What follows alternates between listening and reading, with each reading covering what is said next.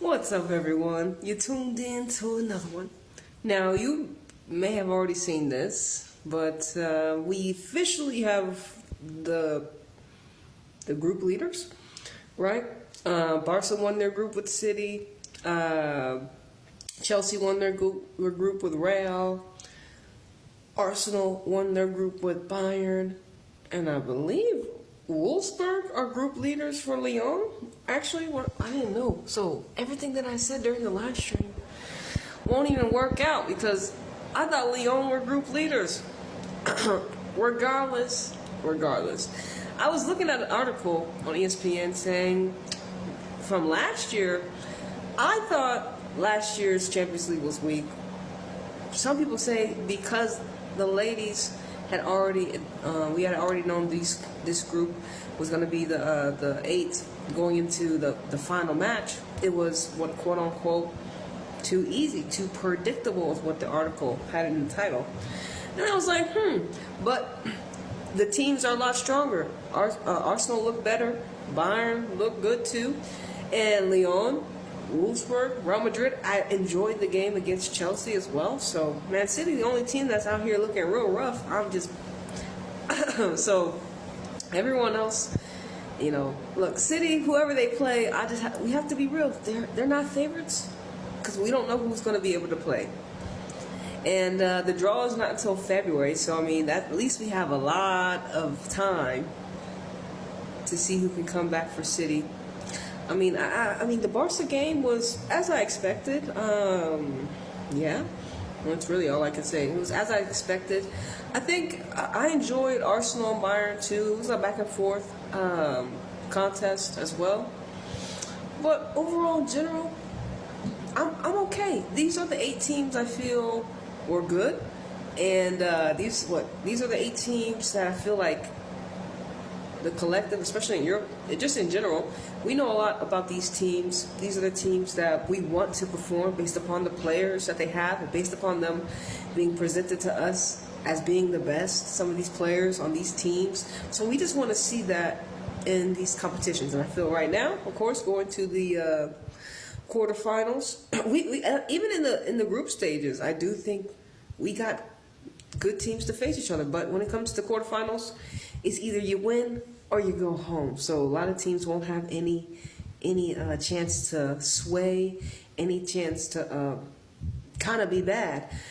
So for City, I think that whoever we get back by the time the Champions League comes around, I think we'll be ready to go. And like I said, coming into this match, not knowing that we were going to not have Alex Greenwood, also not knowing we weren't going to have Bunny Shaw, because Bunny Shaw and Alex Greenwood were kind of like late injuries. Like we didn't expect them not, because we saw Bunny play. We didn't expect. We thought for sure we would have Alex and Shaw for this Barca second leg, and I feel like us as the observers, we got robbed of seeing 2 teams that play very similar, not have, especially on one side, not have all their best players. Barca had everyone available, bro. They had everyone. They didn't need. Keatings had a great match. She was already busy in the beginning of this game. I thought Keatings played great. Alexandri played great. The only thing with Keatings is when she received the ball, she was making so many saves. It's like she was rushing her balls out to her teammates. And usually, she's good at doing that. But I feel like in this match, she was just off. But she had to make so many saves. Keatings was incredible in this game.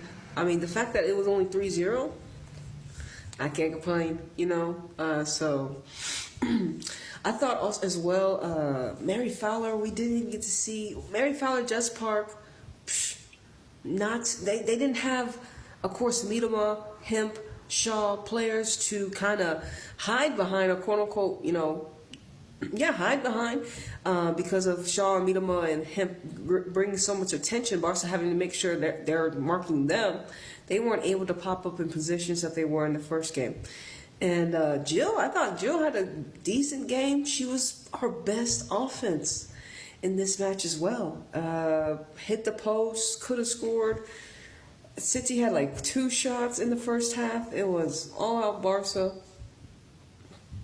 And yeah, I mean, I guess we'll see what happens in the quarterfinals. Hopefully, City get a favorable opposition. I would not like to face any of the English teams. I would not like to see Chelsea, and I would not like to see Arsenal. So I think the only team they could see would be Wolfsburg or Lyon. I think it's either Wolfsburg or depending on who topped the group, whatever. So that's just me prefer, because City have already gotten beaten by Arsenal and Chelsea. So it's like, as a citizen, it's something I don't want to see. If you're Arsenal or Chelsea, you would love to grab City in the quarterfinals because you have a beautiful track record in beating them. So 3 English teams, 2 Spanish sides, 2 German sides, 1 French. We know respectively the Italian sides didn't make it through. Of course, Roma didn't make it through. Juventus didn't make it through like Roma did last year. You know, the teams will continue to grow and get better and track the currency they need to be able to form good teams to get out the group stage for the Champions League, right? And I also saw that apparently there's going to be bigger payouts. A bit more money is being invested into the Champions League, so teams have the ability to achieve and get more money based upon them qualifying for Champions League and having good performances and winning. And so that's also a great thing. That just means more currency, aka us. Our attention is being tuned in. Wanted to say too about in the Brussels, France. Okay, so I think it was like the Euros. They had their groups come out, and Group D is the group of death. England, Wales, the Netherlands, and the French. They're all in that Group D. And I was thinking, I was like, man, they keep putting England in the hot seat, in the pressure cooker.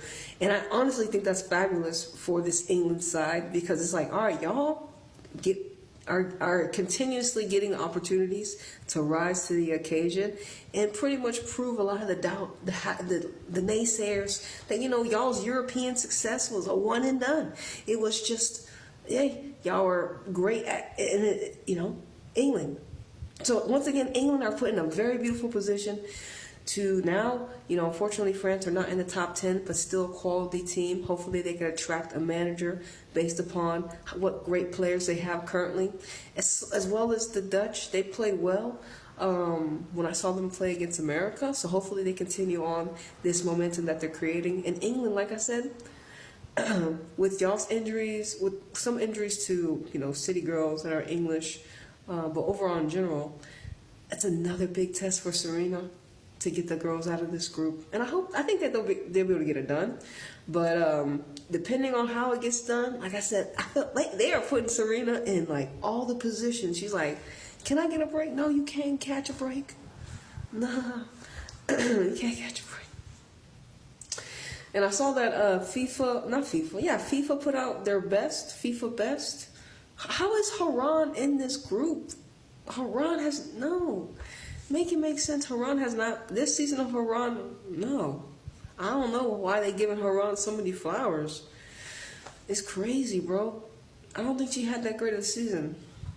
And this is another reason I feel City have favor if they play Lyon, but fortunately that probably won't be an option. Because of Lyon's midfield. You know what I'm saying? I just have to say, I feel like City's midfield can beat Lyon's midfield. With Haranda playing the way she's playing, that's why I was like, yo, anybody playing Lyon that has a better midfield than them, they don't have to track. They gotta have to keep track of, you know, Shadwinga and Diani. But I mean, you know, I thought we had to favor, and plus they're 8-time champions. And did y'all see Bacha? She signed another contract extension for Lyon till 2029. But she don't want to leave, and I'm just like, damn. Hey, I guess we'll have to see what happens in the future. Anyways, y'all, City lose to Barca. Deuces.